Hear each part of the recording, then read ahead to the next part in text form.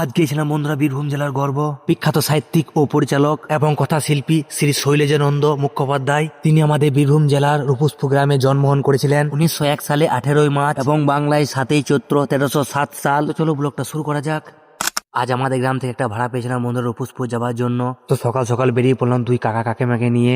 আমাদের গ্রামে উন্নয়ন পরিষদ অফিস ও জল ট্যাঙ্কি পেরিয়ে এবং আসানসোলি পেরিয়ে পৌঁছে গেলাম গোপালপুর জঙ্গলে।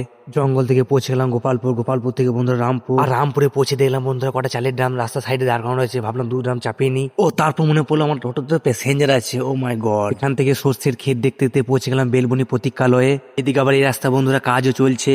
এমন সময় দেখছি কটা রাস্তার মাঝে কটা লোক দাঁড়িয়ে আছে। আমি ওদেরকে দেখে প্রচন্ড ভয় খেয়ে গেছিলাম। তারপর দেখতে পেলাম বন্ধুরা কটা গাড়ি 4 চাকা এদিকে আসছে। তখন বুঝতে পারলাম বন্ধুরা ওই 4 চাকা গাড়িগুলোর জন্য ওরা ওয়েট করছে। আর এই গাড়িগুলো মনে হয় বিয়ে বাড়ি যাওয়ার উদ্দেশ্যে বেরিয়েছে। আর এতগুলো গাড়ি যে বন্ধুরা গুনতে গুনতে মুখে ব্যথা হয়ে গেল। আর বন্ধুরা এই যে তোমরা ঢালা রাস্তা দেখতে পাচ্ছ, এই রাস্তা যাচ্ছে কুরুলঝুড়ি নামক এক গ্রামে। আর এই কুরুলঝুড়ি গ্রামে থাকে বিখ্যাত কাঁচা বাদাম নিয়ে ভাইরাল হওয়া বিখ্যাত ভুবন বাধ্য করে বাড়ি। তারপর বন্ধুরা কাঁচা হাইট ধরে পৌঁছে গেলাম আগুয়া নামে এক গ্রামে। আর ওই গ্রাম পেরিয়ে মনে দেখা হয়ে গেল বিখ্যাত পলবান। তোমরা শুধু দেখো বন্ধুরা কত বড় বস্তা মাথায় নিয়ে আসছে। উনি মনে হয় 10 জনের খাবার একাই খাই। ওনাকে দেখি আমার পাগলা কাঁপছে। তারপর কাছে যেয়ে দেখলাম ও বাবা পলের বস্তা। ও মাথায় করে নিয়েছে। আমি হলে টেনে টেনে আসতাম তাতে করে। তারপরে পলবানকে স্যালুট জানিয়ে বেগুন বাড়ি দেখে দেখে পৌঁছে গেলাম ছড়ালি চিনতে নামক এক গ্রামে। আর ওই গ্রামে দেখা হয়ে গেল সে হার মহাদেবের সাথে। তারপর মহাদেবকে প্রণাম জানিয়ে পৌঁছে গেলাম শাল নদীতে। আর এই শাল নদীর ভিউটা দেখতে শরীর লাগছে বন্ধুরা। তারপর শাল নদী পেরিয়ে অনেক ঝুপ জঙ্গল পেরিয়ে পৌঁছে গেলাম রূপসপুর গ্রামে। আর এই রূপসপুর গ্রামে জন্মগ্রহণ করেছিলেন বিখ্যাত সাহিত্যিক শিল্পী ও কথা শিল্পী শ্রী শৈলেজানন্দ মুখোপাধ্যায়। ওনার জন্য বীরভূম জেলাকে নিয়ে আমরা গর্ববোধ করি। ওনাকে নিয়ে আর আমি বেশি কিছু বলবো না, তোমরা কম বেশি সবাই জানো।